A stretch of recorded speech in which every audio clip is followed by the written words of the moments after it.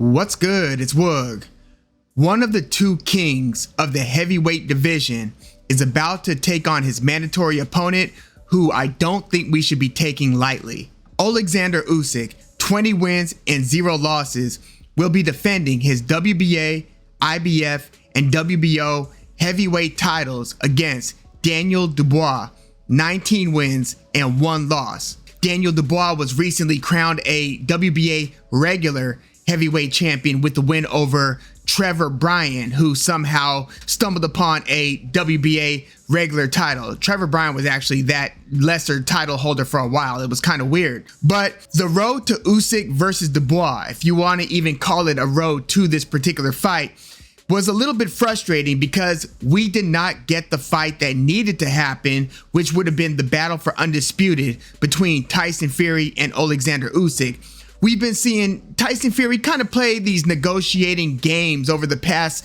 several months. First with Anthony Joshua towards the end of 2022, and then basically avoiding an agreement between he and Oleksandr Usyk. It's really been pretty frustrating, and I think that it's kind of jaded a lot of the boxing public's opinion, at least recent opinion, of Tyson Fury and of his legacy. And we know that Tyson Fury is about to fight former UFC heavyweight champion Francis Ngannou. And so while Tyson Fury is going to be taking on Ngannou, and I'm sure they're going to make a boatload of money, Oleksandr Usyk is continuing to do the difficult work, and this time it's going to be against a very young, very big, and very hard-hitting Daniel DuBois. And one thing I want to point out is the crazy odds on this fight. Like, how can you have Daniel DuBois as a plus 700? They've got him as a 7-1 underdog, and then Usyk's going off at like a minus 900. So Usyk's like a 9-1 favorite over Daniel DuBois. I mean, that just tells you reputation-wise how much Oleksandr Usyk's skills are respected in the game. And Usyk is now 36 years old. You can't discount this. We got a 36-year-old former cruiserweight, now heavyweight, taking on a 25-year-old, basically a knockout artist, 6'5", although they both have a 78-inch reach. You wouldn't think that Oleksandr Usyk's reach will have matched Daniel DuBois, but yeah, both 78-inch reaches. Usyk is 6'3", so it's not like we've got a, like an Evander Holyfield 5'11" cruiserweight going up to heavyweight. Although I will also say Holyfield was an absolute freak of nature if you consider his fight style and the fact that he was basically mixing it up with all these, huge, like Riddick Bowe. He went 24 rounds with Lennox Lewis and didn't get stopped. Like, Holyfield was just built differently. He fought Mike Tyson in the pocket, and it was Mike Tyson that wilted. Holyfield was a whole different type of animal, but he was a smaller heavyweight. Yes, Usyk is seen to be a smaller heavyweight because he's a former cruiserweight, but he is a 6'3" fighter. And again, his reach, arm length, matches that of the 6'5" Daniel DuBois. But yeah, I just thought that the betting odds between Usyk and Daniel DuBois were pretty crazy. So, instead of talking about who I am picking to win, because I think that part should be obvious, right? Unless there's a huge upset that takes place, Usyk should win this fight, and hopefully if he does win this fight, we then get a Usyk versus Tyson Fury fight, assuming Tyson Fury handles business as we expect him to, but anything could happen, right? Not in that case. So I would be shocked if Francis Ngannou beats Tyson Fury, but I feel like a lot of boxing fans are also kind of thinking, well, it would serve him right if he gets upset by Francis Ngannou. But yeah, Oleksandr Usyk, I would pick him. I guess the question is, would he stop Daniel DuBois, or does it go the distance? So we could address that at the end. But what I want to do in this particular video, rather than go through both of their resumes, like we know Usyk's resume, we know that he was the first guy to beat Krzysztof Glowacki. He was the first guy to beat Maris Briedis. He was the first and only guy to beat Michael Hunter. He was the first guy to beat Murat Gassiev. Like, Oleksandr Usyk gave a lot of people their first L, and that should really matter, right? When you're handing a lot of fighters their first loss, that says a lot about just the quality of fighter that you are. And he gave several fighters their first L. So we know about the work that he did at cruiserweight, winning the World Boxing Super Series to become undisputed cruiserweight champion, and then knocking Tony Bellew out before then going to heavyweight, beating Chaz Witherspoon, stopping him in the 7th round, and then fighting what might have been the most difficult fight for him at heavyweight against a hard-charging bull in a china shop, Derek Chisora. Very competitive fight. Like, I had Usyk winning maybe like 7 rounds to 5, something like that, maybe 8 rounds to 4, but Derek Chisora was very much in that fight and was giving Oleksandr Usyk some issues. And then, of course, we know about the back-to-back fights with Anthony Joshua. First, with Usyk winning via unanimous decision, and then in the rematch, a split decision. Many forget that Usyk was a substantial underdog going into that first fight with Anthony Joshua. He was like a plus 350 or plus 400. So 3-1, 4-1 underdog going into that first fight with AJ. And a lot of these things are forgotten given the fights that ended up playing out. We forget what the sentiments and what the attitudes were going into a fight because of how the result was. So we know Oleksandr Usyk. We get his pedigree, pound for pound. You really can't have him ranked anywhere lower than like number 3. 3, I believe, at worst for Usyk. I mean, maybe 4 if you've got Terrence Crawford, Naoya Inoue, and maybe Canelo Alvarez. Then you might have Usyk at 4th. I wouldn't put Tyson Fury above him, nor would I put anybody else above him. Usyk is still undefeated. He's now beaten a lot of good fighters. He is a surefire first ballot Hall of Famer. He's all of that, right?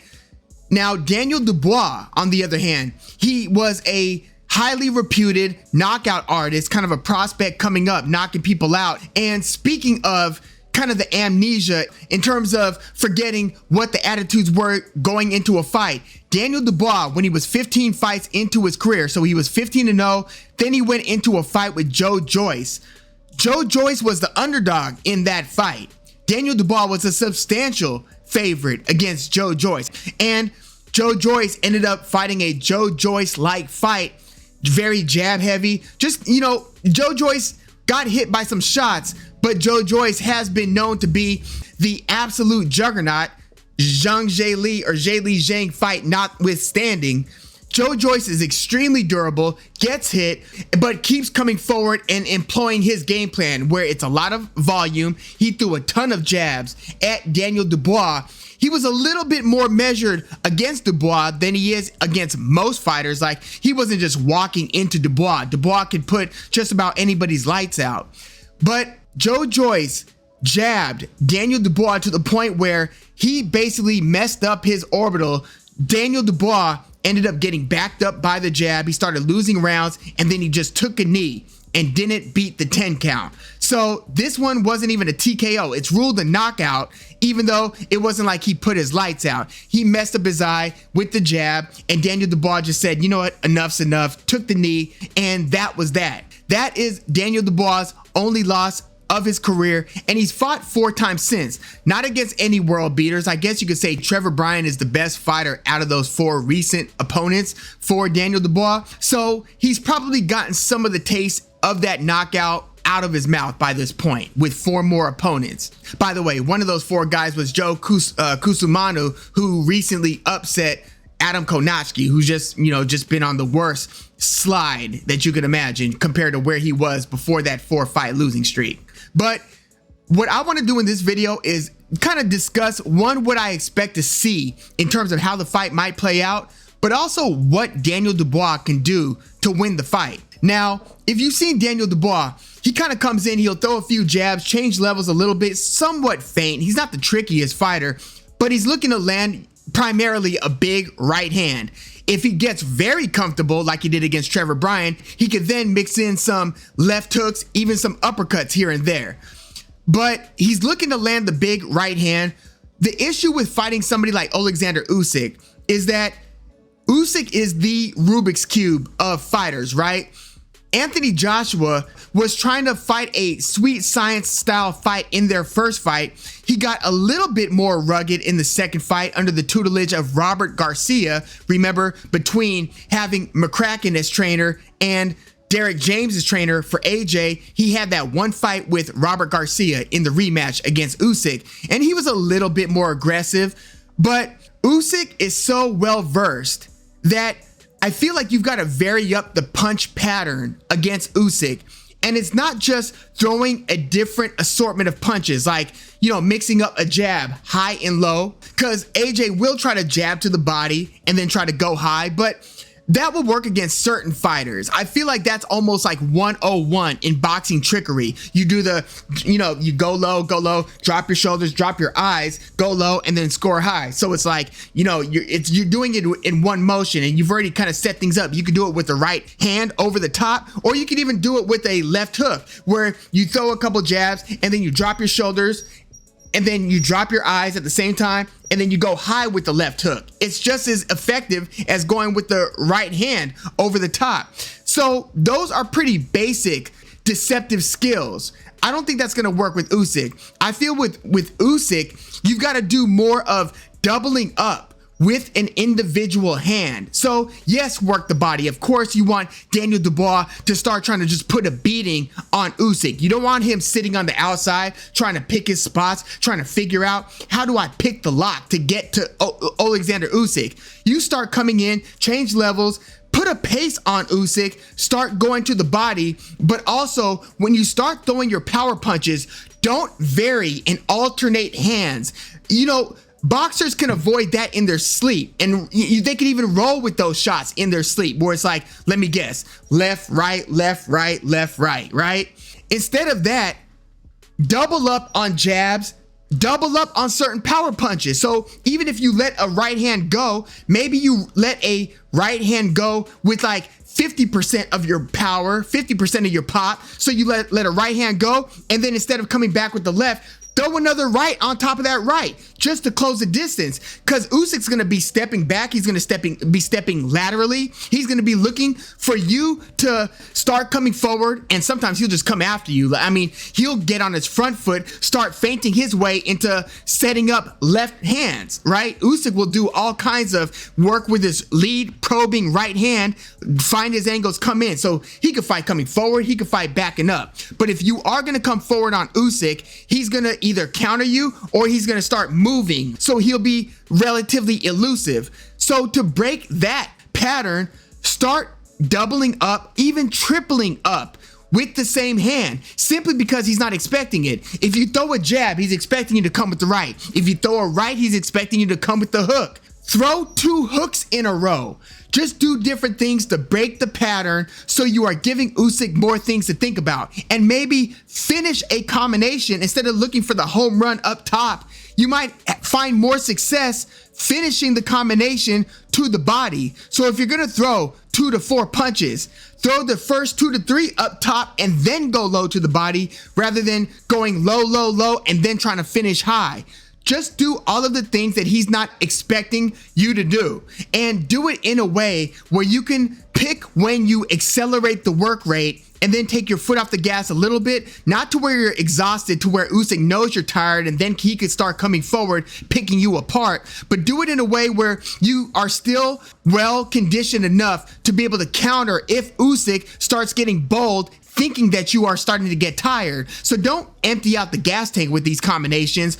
Do it in a way where you're putting your foot on the accelerator, giving it some gas, and then you're withdrawing your foot a little bit. But still, again, you've got enough breath and enough body endurance, stamina, to where you can defend yourself intelligently and aggressively if Usyk then starts coming forward. So you've got to be judicious about how you deploy your punches here. Because if you are not putting a dent in Usyk in the first few rounds, you're going to have a hell of a time trying to keep up in the second half, because you probably then by that point are really kind of tired, especially if you see the work rate that Usyk usually puts out, even entering his mid-30s, where again, unless he's totally hit an age or a reflex cliff at 36 years old, expect Usyk to be feinting, to be moving. He's always doing something either with his hands.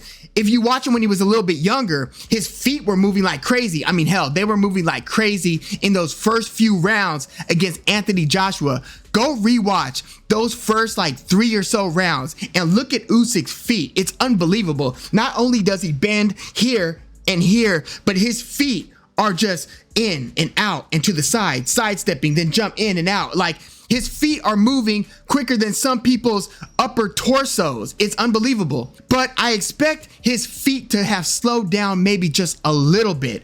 So close the gap with those deceptive techniques that I just mentioned. Again, varying up the punch pattern and doubling and tripling up with the same hand to break from the alternating hands, the predictable stuff. Now, do I expect Daniel DuBois to do all that? No.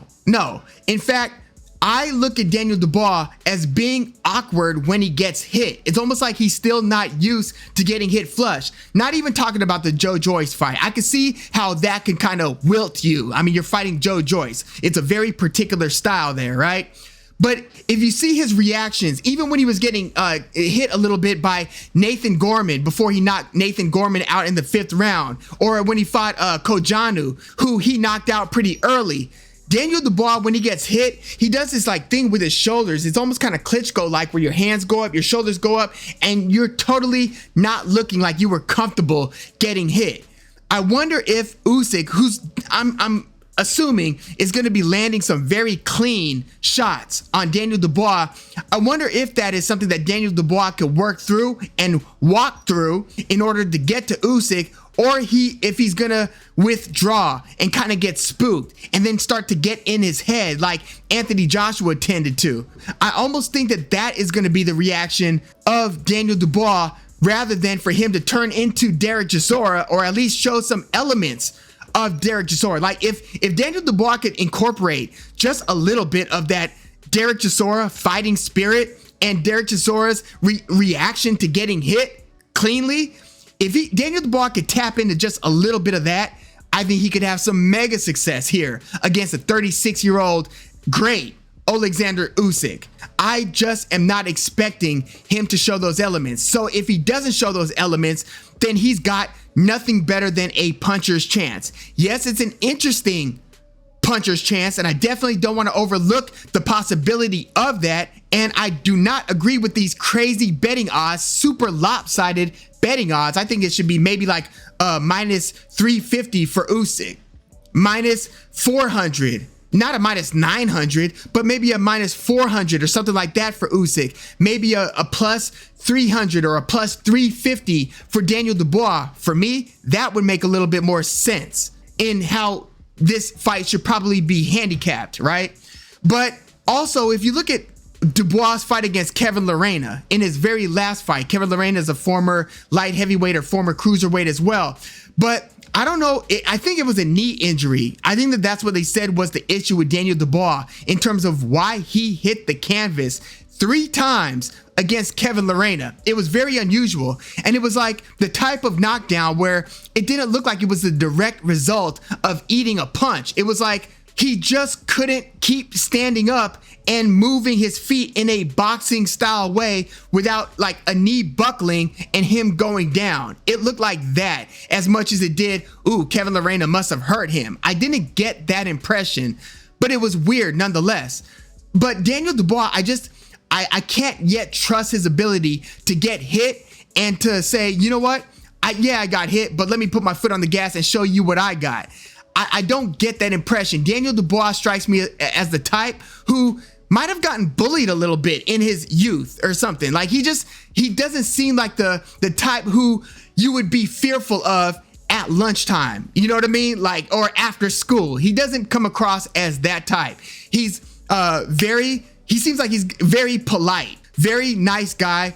And I think that the guy who's probably more willing to get ugly between these two, I'm assuming, is Usyk. And it's not just the Ukraine thing. It's not just that. It's not even that.